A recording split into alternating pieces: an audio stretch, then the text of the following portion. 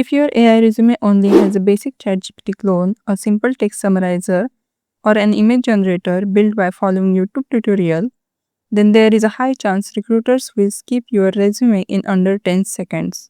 Because thousands of candidates have built the exact same projects.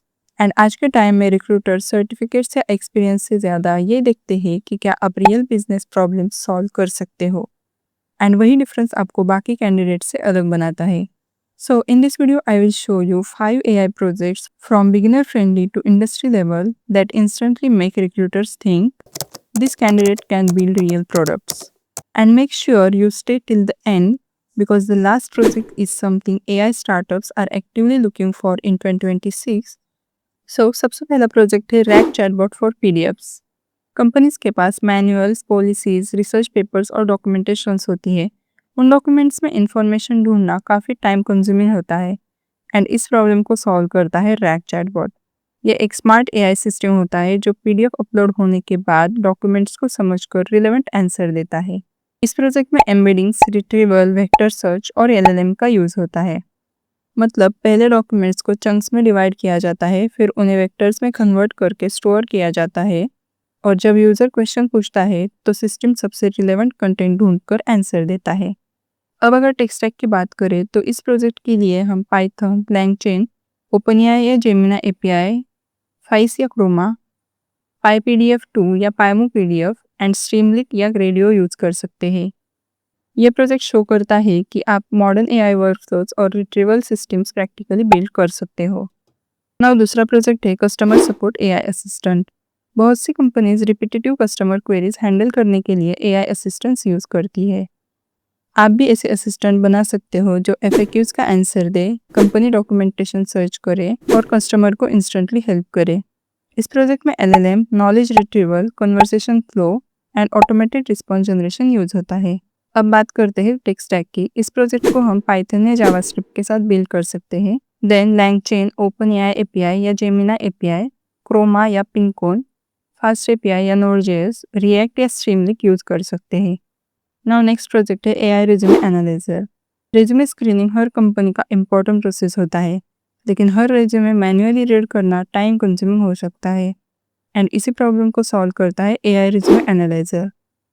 यह project automatically resume को read करता है, skills identify करता है, जॉब डिस्क्रिप्शन से कंपेयर करता है एंड पर्सनलाइज फीडबैक जनरेट करता है. इसमें text extraction, keyword matching, prompt engineering and LLM based analysis use होता है. अब अगर टेक स्टैक की बात करें तो इस प्रोजेक्ट के लिए हम पाइथन यूज़ करेंगे. देन प्रोसेसिंग के लिए स्पेसी या NLTK, एनालिसिस के लिए OpenAI API या Gemini API, रेज्यूमे रीड करने के लिए PDF प्लम्बर या Pymo PDF and front end के लिए स्ट्रीमलिट यूज़ कर सकते हैं. नाउ नेक्स्ट प्रोजेक्ट है AI मीटिंग समराइजर. मीटिंग्स के बाद नोट्स बनाना और एक्शन आइटम्स लिखना काफ़ी टाइम कंज्यूमिंग होता है एंड इसी प्रॉब्लम को सॉल्व करता है AI मीटिंग समराइजर. यह प्रोजेक्ट मीटिंग रिकॉर्डिंग्स या ट्रांसक्रिप्ट को रीड करता है, शॉर्ट समरी जनरेट करता है, इंपॉर्टेंट डिसीजंस आइडेंटिफाई करता है एंड एक्शन आइटम्स एक्सट्रैक्ट करता है.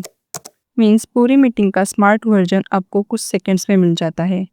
इसमें speech to text, summarization, information extraction and LLM processing use होता है.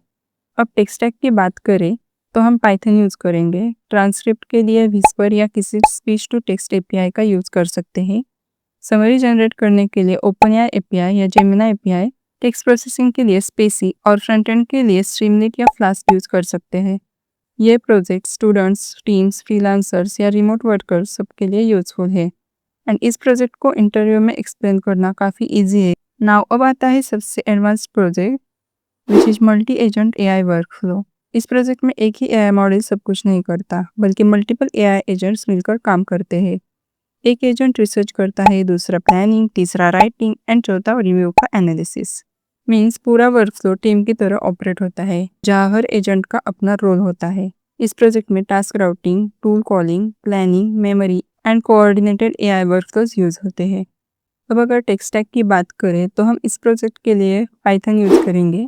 एजेंट वर्कफ्लो के लिए क्रू AI, ऑटोजेन या LangChain, मॉडल के लिए OpenAI API या Gemini API, बैकएंड के लिए fast API and front end बनाने के लिए स्ट्रीमलीट यूज कर सकते हैं। यह प्रोजेक्ट क्लियरली शो करता है कि आप सिर्फ प्रॉम्प्ट्स लिखना नहीं जानते बल्कि एआई ऑर्केस्ट्रेशन और सिस्टम डिजाइन भी समझते हैं।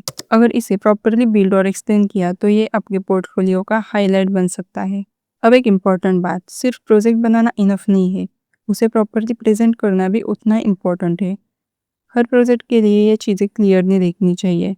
ये किस प्रॉब्लम को सॉल्व करता है, इसमें कौन सा टेक स्टैक यूज़ हुआ है, इसका रियल वर्ल्ड यूज केस क्या है, इस प्रोजेक्ट को कैसे रन किया जा सकता है, एंड ये बेसिक ट्यूटोरियल प्रोजेक्ट से अलग क्यों है। एंड इस प्रोजेक्ट को आप डिप्लॉय भी कर सकते हो using Streamlit cloud, hugging face spaces and render या वर्सल। अगर आप बिगिनर हो तो एक साथ 5 प्रोजेक्ट शुरू मत करो। पहले एक प्रोजेक्ट चूज करो, उसको एंड टू एंड कंप्लीट करो, गिटअप पे अपलोड करो और डिप्लॉय करो। क्योंकि कंपनीज ये नहीं देखती कि आपने कितने प्रोजेक्ट्स किए हैं, वो देखना चाहती है कि आपने एक्चुअली क्या बिल्ड किया है। ओके, सो ये था हमारा आज का वीडियो। अगर आपको वीडियो हेल्पफुल लगा हो तो like, share and subscribe for more AI related content.